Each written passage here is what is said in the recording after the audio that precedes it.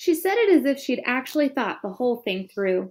There's Julian. That's like the name Julia, which comes from July. I didn't say anything. There's a kid named Reed in my English class, I said. Yeah, I know Reed, but how is Reed a summer name? She asked.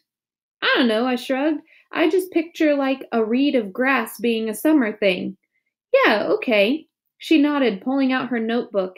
And Miss Petosa could sit here too. That kind of sounds like the word petal, which I think of as a summer thing too. I have her for homeroom, I said. I have her for math, she answered, making a face. She started writing the list of names on the second to last page of her notebook. So who else? She said. By the end of lunch, we had come up with a whole list of names of kids and teachers who could sit at our table if they wanted. Most of the names weren't actually summer names, but they were names that had some kind of connection to summer. I even found a way of making Jack Will's name work by pointing out that you could turn his name into a sentence about summer, like, Jack will go to the beach, which Summer agreed worked fine. But if someone doesn't have a summer name and wants to sit with us, she said very seriously, we'll still let them if they're nice, okay? Okay, I nodded, even if it's a winter name. Cool beans, she answered, giving me a thumbs up. Summer looked like her name. She had a tan, and her eyes were green like a leaf.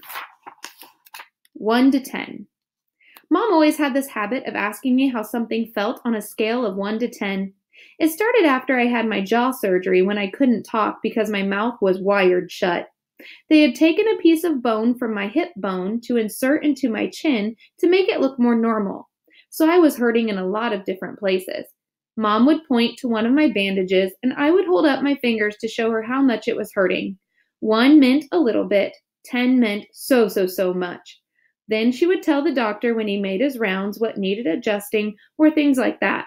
Mom got very good at reading my mind sometimes. After that, we got into the habit of doing the 1 to 10 scale for anything that hurt. Like if I just had a plain old sore throat, she'd ask 1 to 10, and I'd say 3, or whatever it was. When school was over, I went outside to meet Mom, who was waiting for me at the front entrance like all the other parents or babysitters. The first thing she said after hugging me was, So, how was it? 1 to 10. 5, I said, shrugging, which I could tell totally surprised her. Wow, she said quietly. That's even better than I hoped for. Are we picking Via up? Miranda's mother is picking her up today. Do you want me to carry your backpack, Sweetness? We had started walking through the crowd of kids and parents, most of whom were noticing me, secretly pointing me out to each other. I'm fine, I said. It looks too heavy, Augie. She started to take it from me. Mom, I said, pulling my backpack away from her. I walked in front of her through the crowd. See you tomorrow, August. It was Summer. She was walking in the opposite direction.